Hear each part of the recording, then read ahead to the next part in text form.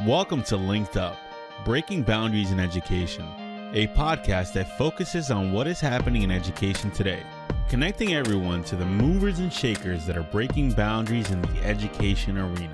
Welcome everyone to LinkedUp, Breaking Boundaries in Education. Jerry, whenever we get to go to conferences, we get to meet the best people. And last time when we were at ISTE, we got to do a little pop-up podcast. We had three different guests that we got to interview there, and people were walking by the halls, and we got to see a dream person. We were starstruck there, and I felt bad because we stopped them in the hallway, and you got a book, we got a picture.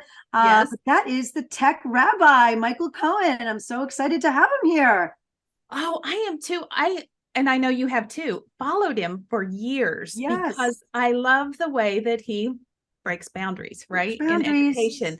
And he really pushes educators to move forward. And you don't have to be perfect. Just take some steps and start moving forward. I love that. And I love what he has done for education in empowering people to make those moves, to move forward. So without further ado, let's welcome the Tech Rabbi, Michael Cohen, to LinkedUp. Well, I'm really excited that we had a chance to connect in IRL. It's been a moment, been a good minute, aka 2 years from seeing people. And I've been connected with both of you for quite some time, and excited to have a conversation. An area that I am thinking about often is how do we push beyond the status quo? How do we, think outside the box, but then think back inside the box as well? So I'm excited. Yes. And I know one of the things we want to talk about today is your book. I love this book for so many reasons. First of all, I love all of the quotes, many by you yourself, about education.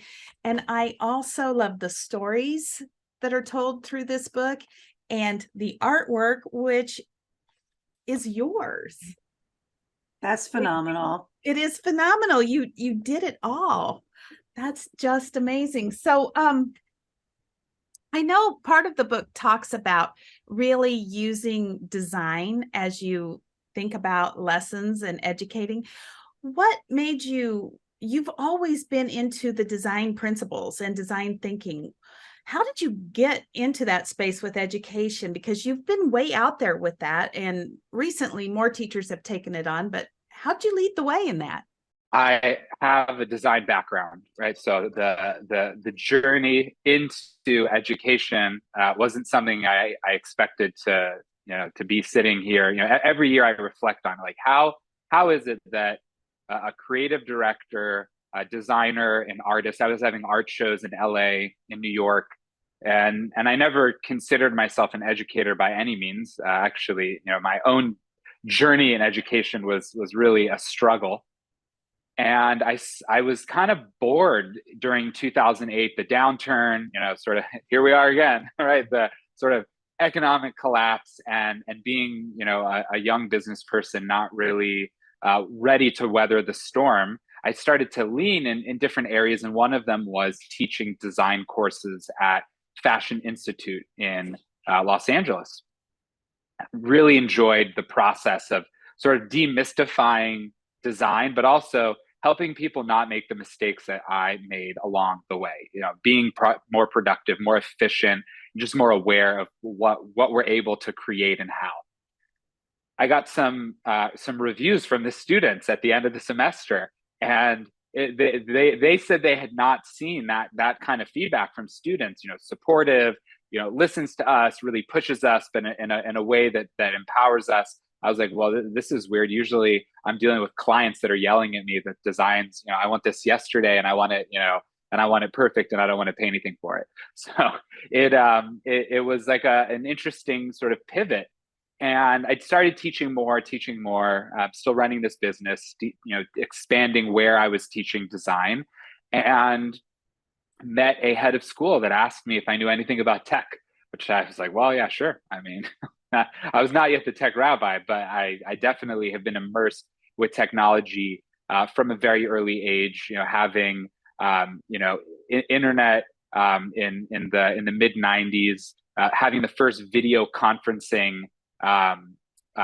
phone / internet video module where you would talk on the phone and be like, hello, and then the delay of like 10 seconds with the internet would then respond to that, that voice response. So I've seen a lot of really cool ways in which technology connects people. And I think with design specifically, it has so many different facets. And we, as educators, are designers. Design is not just visual. Design is human-oriented. It is service-oriented. It's instructional-oriented. And yeah, sure, we see that with like instructional design, but I just feel like education can get so much out of the human-centered service design process because it leads and begins with empathy. It requires reflective iteration where we don't have to get it right the first time, but we have to extract information to make sense of where we are, where we're trying to get to, what we've accomplished. And then the second, third iteration should be great. We usually don't do that in education. We're just like, okay, next year, maybe I'll get to it. And then that, that next year creeps up out of nowhere. And we're like, well, it kind of worked last year and we just keep going. So that is really the drive for design. And just thinking back, the book is just a couple of weeks ago turned 4 years old. And to hear people still excited to read it, that it's still relevant, I'm like, okay, good. I really tried to create something evergreen that wasn't about an app, wasn't about a fad. It was really about how we think as educators and how we look at the creative process. Absolutely. One quote you had in the book that kind of sums up what you said was, our mission on earth is to recognize the void inside and outside of us and fill it. And that really sums up what you just said, having that empathy and finding out what it is people need so that they can fill that void. So, but I want to go back to something. How did you get the name Tech Rabbi? Yes. You said you weren't the Tech Rabbi yet.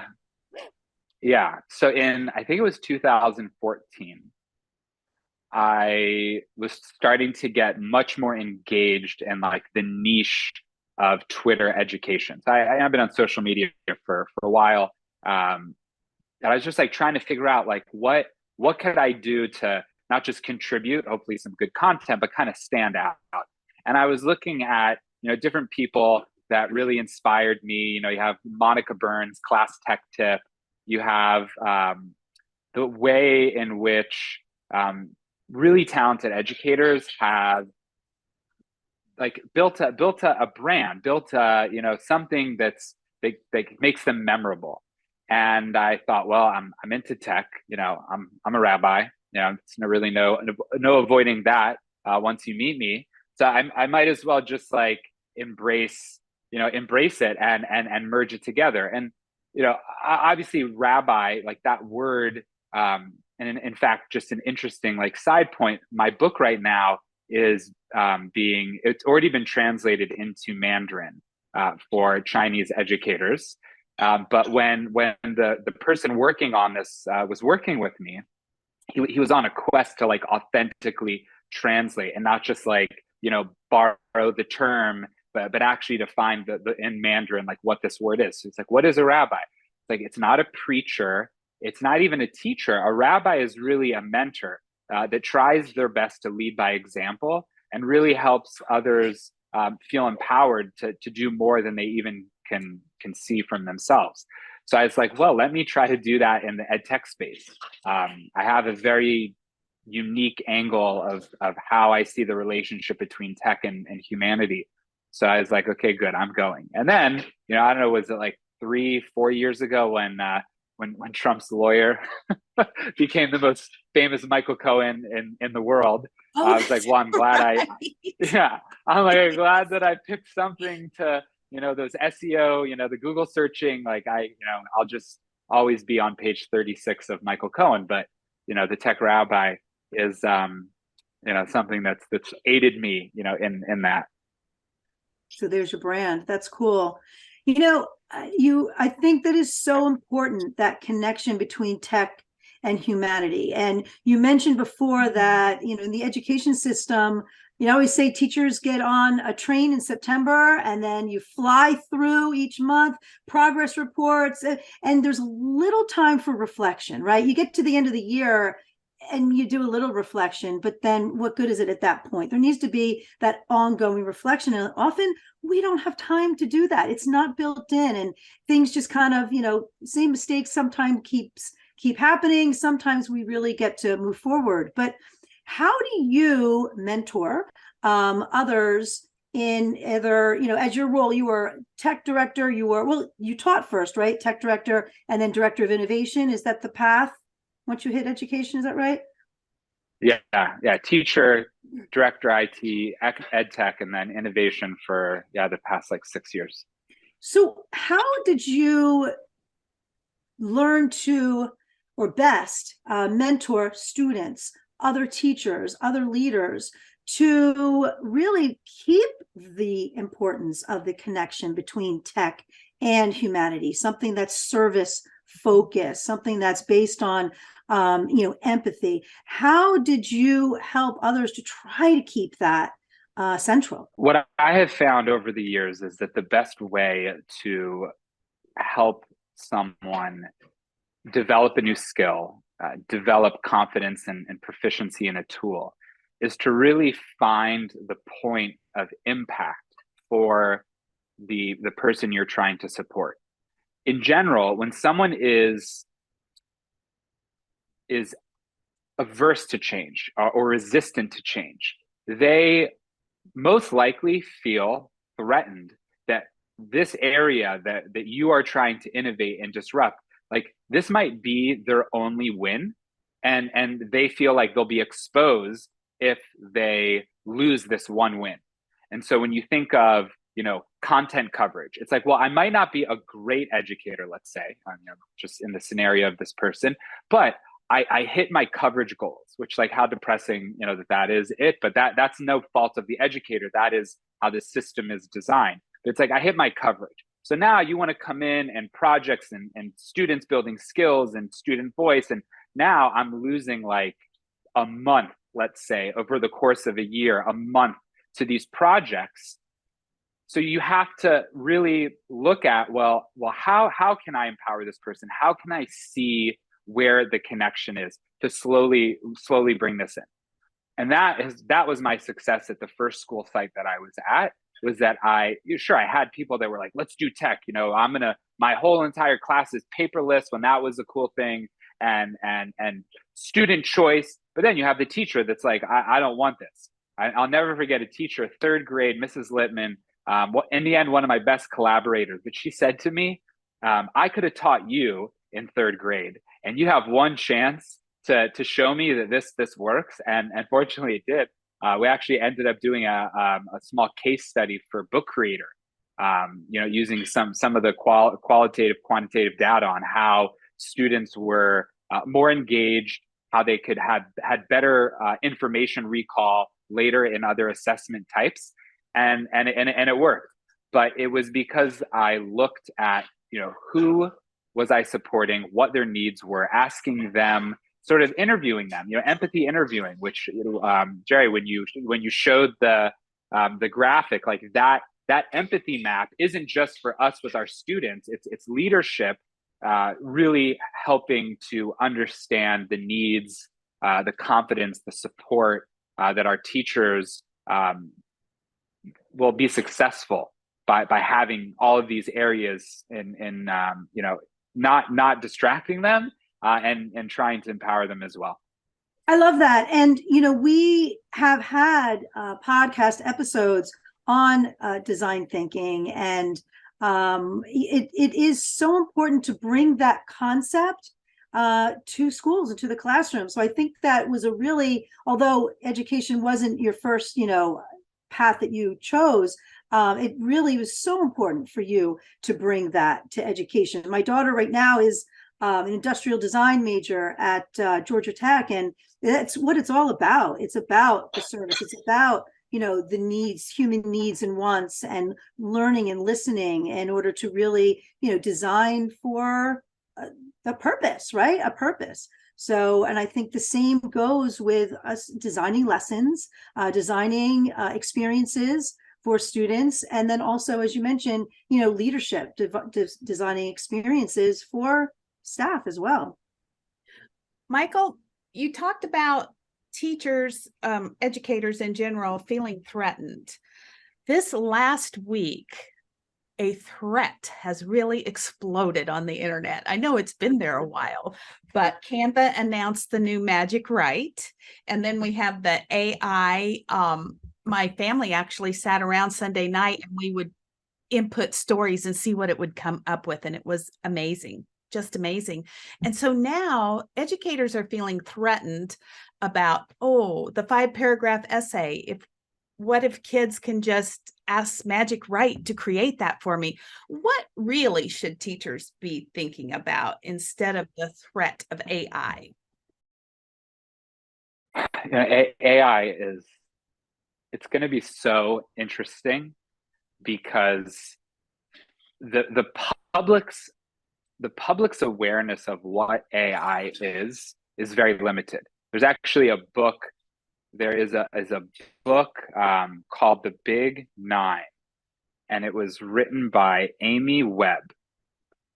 This book will absolutely blow your mind because whatever tech companies are giving us, it's like we get to get our hands in the cookie jar.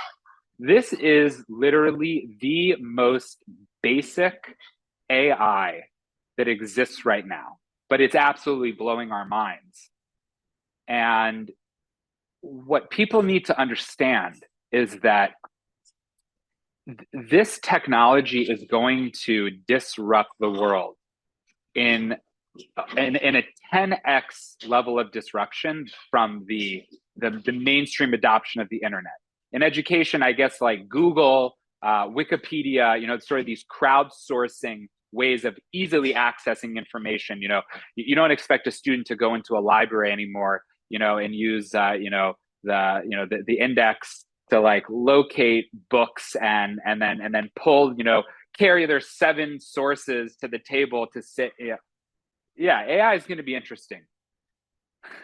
So I think, and I've seen some really amazing articles come out to sort of show educators how they should be thinking. I've used ChatGPT significantly in many different ways. And what I found is that, yes, you can cheat on an essay, 100%. Like it will spit out information on, I need to write me an essay in a 9th grade tone, voice on, the fall of the Roman Empire, and include, grammatical mistakes, whatever you tell it, like it will literally do. But when you look at the quality, when you look at the substance of what's written, because I've done 2 different things. I've told it with very specific parameters what to write about.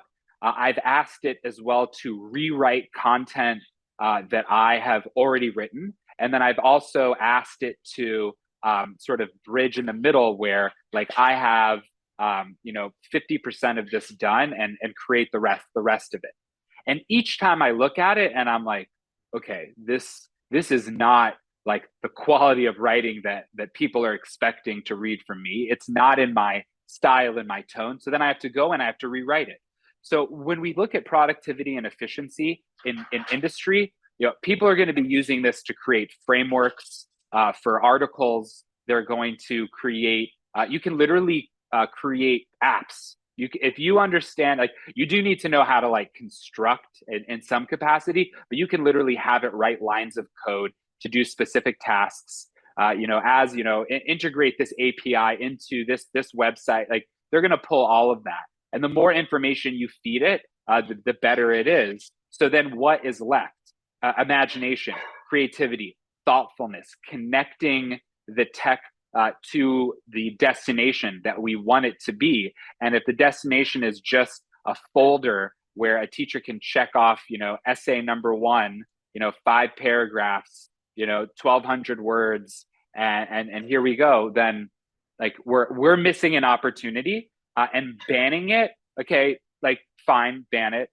Use, the 2 or 3, because it's open source, right?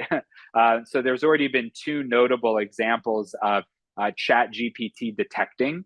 I ran, and this is by no means like any sort of like, solid research, but I've run it through a dozen times, altering it in different ways, and I'll get authenticity in those minor edits. But like the core of what is written is chat GPT.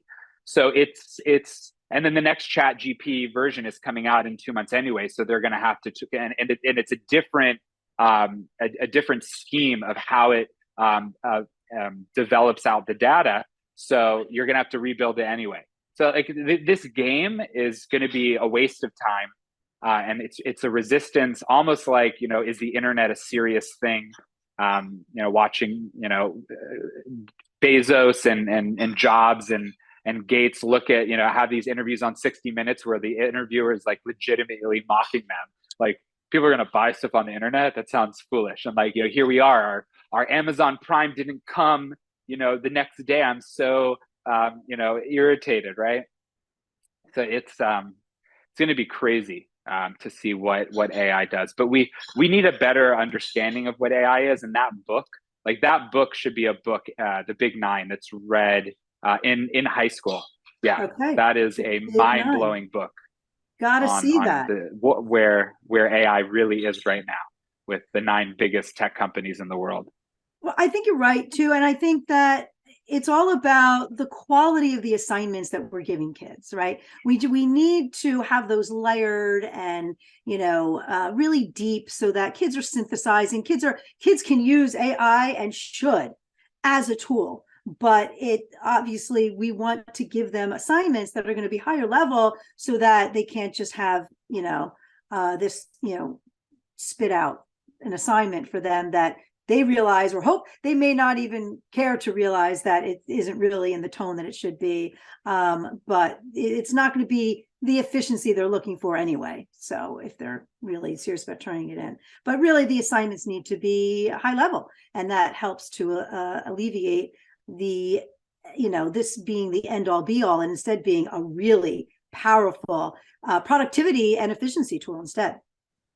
Well, Jamie, you said something about teachers making assignments at a higher level. And a lot of times that requires some professional development and thinking differently. And Michael, I know that you have really put in a lot of time to change the way professional development is delivered. What are some of the promising successes you've seen in delivering it in new ways? So, PD is such a funny thing. Yes, I mean, you get a whole entire room of faculty together, and the math teachers are like, okay, great, like I'm sitting here, this is not relevant to me. It's going to be more relevant to humanities, or maybe the sciences, or maybe you get like a happy medium in between. I think what's important in workshopping right now for educators is instructional design strategies, DOK level of building out learning possibilities. And DOK is just a great way of like leveling in general, because it's like you don't have to create it from scratch. It's already a standard where you just have to look at your content, in that perspective. But teachers need the framework, they need the foundation. So whether it's standardizing lesson templates, so that everybody's on the same page, where there's a little easier way to collaborate when we think about how we scope and sequence, the way in which we deliver information, the expectations, the accountability, the assessment. But what I think is really exciting, and I just, I put out that the message, maybe we'll get into a little later on LinkedIn. I also put it out on Twitter about just reflecting on the past 15 years of myself in education. And someone from a school in Pittsburgh that I did a full, is actually the largest workshop I have ever done solo, 200 staff members in a gym with me and a couple different sort of like leads that I coached the week before. Yeah, so I coached this very large staff in a full all faculty workshop, and then we broke up into a K-8 and high school divisions, and we continued the design sprint. So she responded to the tweet that people, this was in 2019, their faculty are still talking about that experience and the way in which I helped them have a concrete strategy where together we're so much stronger, and we don't have those opportunities to connect. So when you have a kindergarten teacher and a ninth grade math teacher and an eighth grade humanities teacher working together, they're like, what is our relevance? Well, you care about humans, right? You care about kids and helping them become better, more knowledgeable, more skilled, more thoughtful. And when they realize that PD, where you have the structure and you empower them to create what they think their school needs, is much better than me coming and saying, like, here are the things you're going to learn today and check all of these boxes. You're going to make this thing, or you're going to, listen to me lecture for 2 hours straight. Anyone who's an instructional designer or a facilitator that's listening, please don't do that. So it's it's not good to be lectured to. No one wants to be lectured to, including our students as well, right? So that process of design sprint is really transformational. You just have to have the right structure. You have to have the templates where they design. They know exactly what's expected at each part of the stage, but they start with the empathy. They establish the needs for their students. They collaborate with other faculty and really break down silos in incredible ways. And then at the end, the product is like, well, like, you created this, so of course you're going to use it. It's not like I told you to, here's 5 PBL lessons that you need to, do to be innovative. Like, you manifest this, and now you get to bring it to your students. And they were really excited about that. And I definitely needed that kind of tweet yesterday. It was sort of like a neat oxygen moment, and that awesome educator delivered that. Yes. Well, I think you've affected many people in that same way, that they have just been invigorated by you and your message. And I think you'll be surprised how many people reach out to you in the next few days after you did make this announcement. But I have a question for you. So I am working with a leadership team, and we have a project that we're doing. This term design sprint is new to me. And I'm seeing ways we could use this. Where would I find out more information about that? There's a book called Design. It's called Sprint, and it's one of the main contributors to creating the design sprint. Google is sort of like 20% time was created at FedEx. I know it's famous for Google, but like FedEx really developed that concept in a corporate environment. So the design sprint was heavily influenced by some individuals at Google. So the book is actually a roadmap of deep diving into all the stages of the sprint, and then there's like a PDF that you can get after you finish the book that's just more succinct to build out the design sprint. But the design sprint, it's great for leadership teams because they just sometimes have more flexibility than educators. Ideally, it's a 5-day sprint, and each day has a specific dedicated phase in which you go through, but you literally go through the design thinking process with a little bit of a tweak in the 5 days, and you have a prototype that you're ready to deliver to whatever your users are. Whether it's for educators, whether it goes directly to students, could be for parents. But design sprint's absolutely wild, and there's like training webinars and workshops on how to become a facilitator of that.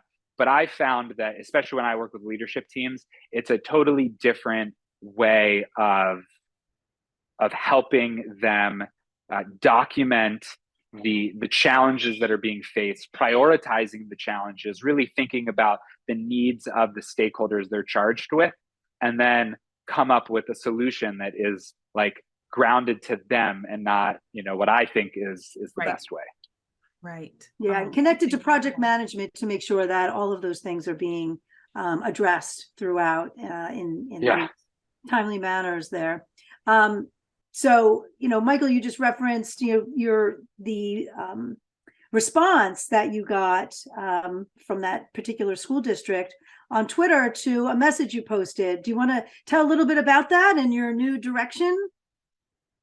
Yeah.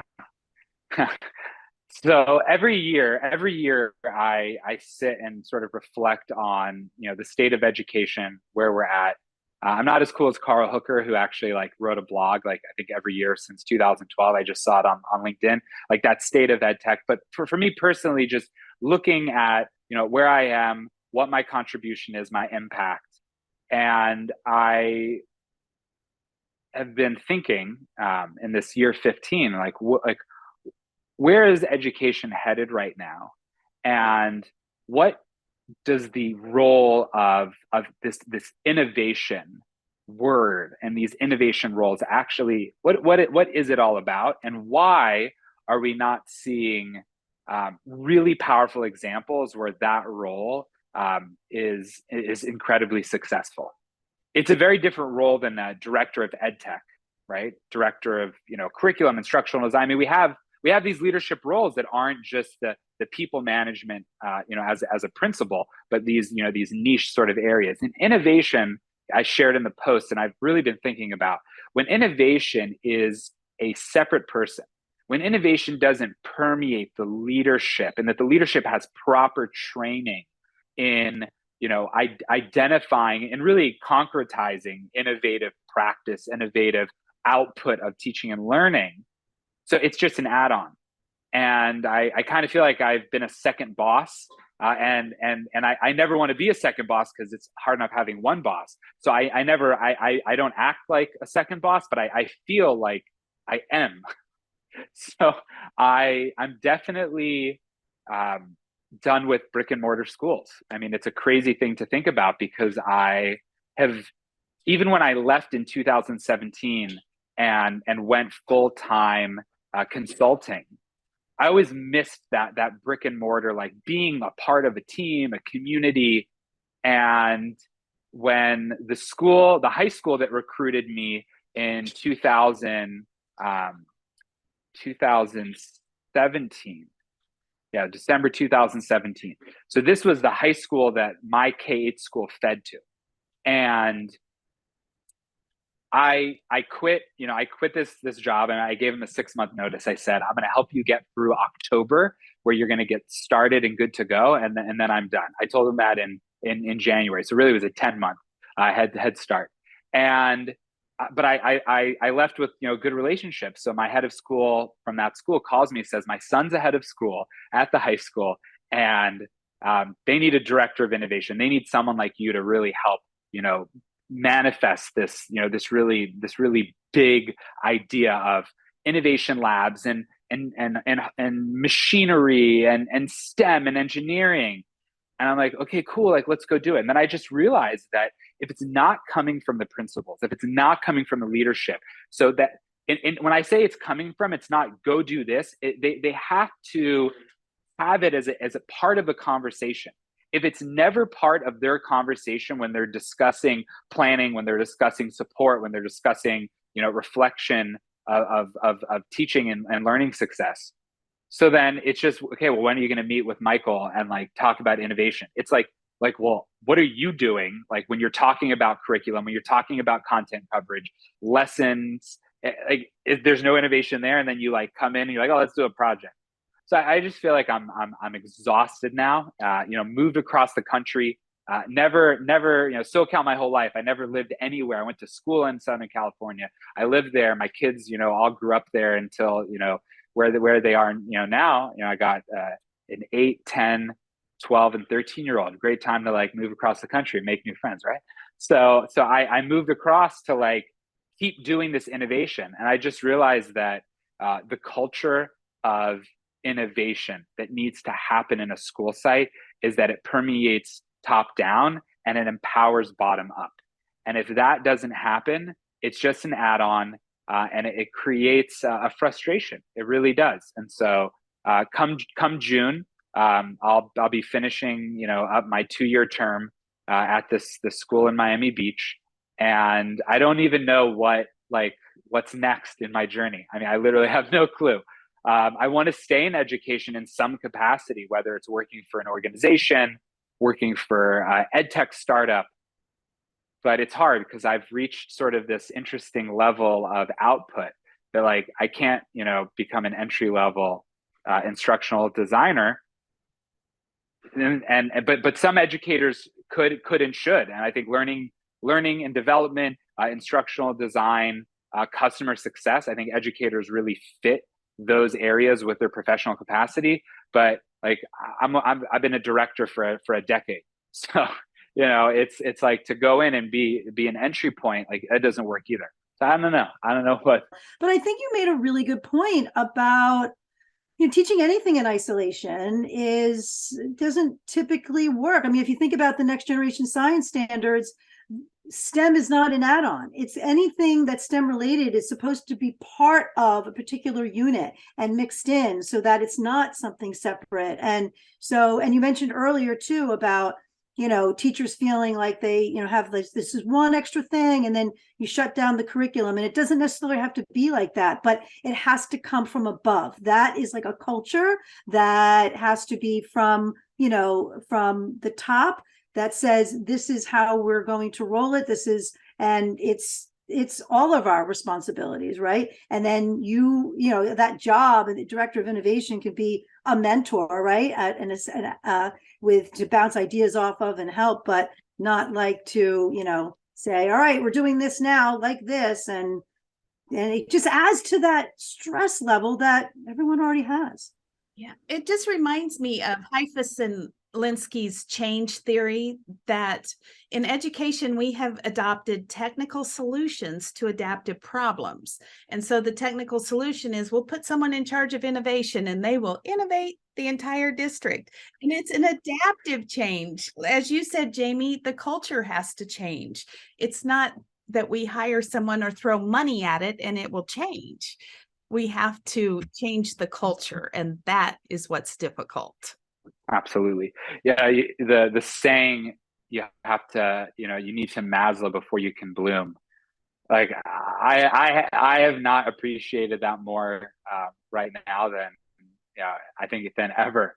If you don't have the elements where teachers feel safe and supported and heard and are, empowered to take risk and try new things, whether it's evolving curriculum, whether it's evolving teacher practice, or even just the classic output of student assessment and of knowledge, that you can't. It's not possible, and it really has to come from a partnership. I've helped build very expensive technology labs with all the latest and greatest, $30,000 laser cutters, 3D printers. You could get any device and stick it in a room. Will it be utilized in a meaningful way?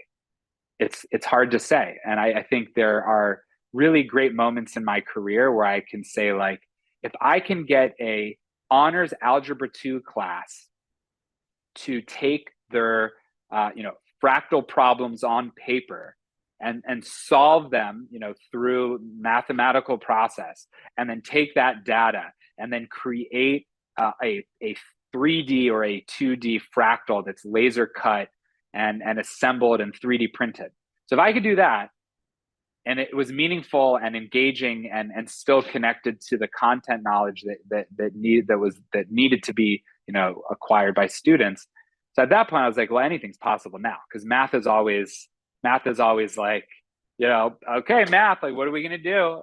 We can't change anything. We're just, math problems, SAT.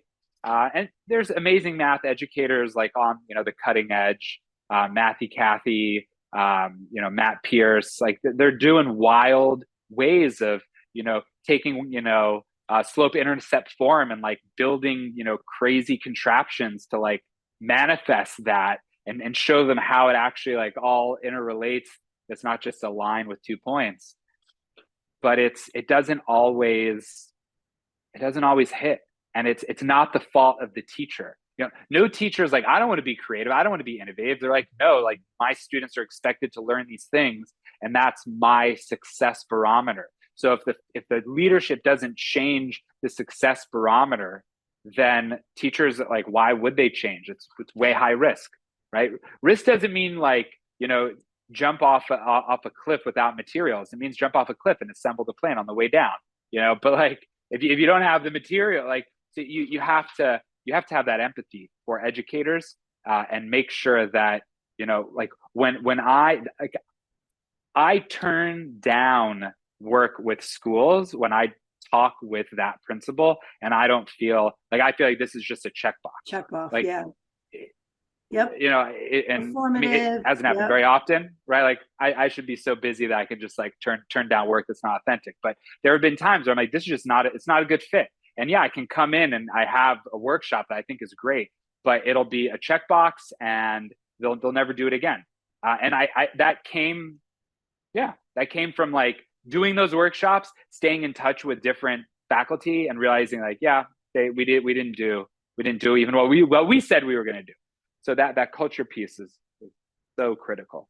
It has to be ongoing. Otherwise, that professional development, because otherwise it's you coming in, I call it a drive-by, right? You coming in and saying, oh, here are these great things you can do. All right, see, I got to go, but good luck with that. And then you're out the door, never to see them again. But no PD should ever be like that. There should always be ongoing hand-holding, support, scaffolding, coaching, and mentoring. That's the way it happens. But if the goal is just to, as you mentioned, a performative check it off. All right, we covered that. Remember back on September 1st, we did that. Everyone should be doing it. It doesn't work that way. It just doesn't. So, and I agree, like turning those down, it really makes a lot of sense, because you don't feel like you are providing them what they really need, and it doesn't feel good.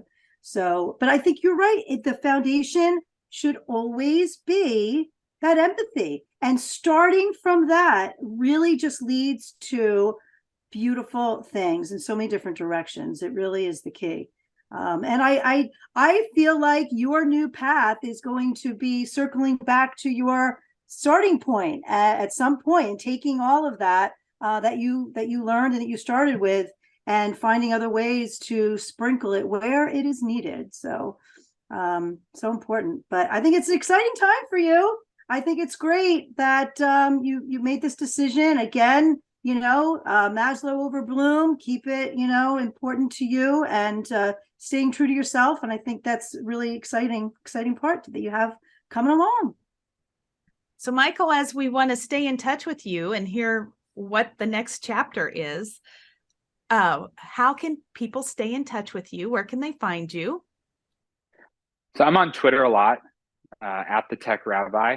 I think I'm going to get more into LinkedIn. I think there's a lot more conversations happening that aren't like, salespeople and marketing people just like, pushing service. I think there's like for education, I think there's been a sort of an uptick there. So that's another place that they can find me. I mean, any social platform, if they're DMing me on Instagram, like I'll get it. But if you want to be part of the conversation with me, Twitter and LinkedIn are the two core areas that I'm at. We'll have all that linked in the show notes as well. But thank you so much for taking the time to talk a little bit with us. And we certainly are looking forward to seeing you in the circuit of the different conferences that we get to attend, and certainly looking forward to seeing where you end up and where your path is going to lead you. It's exciting. It's always nice to have really thoughtful conversations about where education needs to head, and doing it with good people is always a pleasure. Yes. Very good. Thank you so much, Michael. Thank you for listening. And if you would like to stay linked up, be sure to follow us on Apple and Spotify, and subscribe to us on YouTube.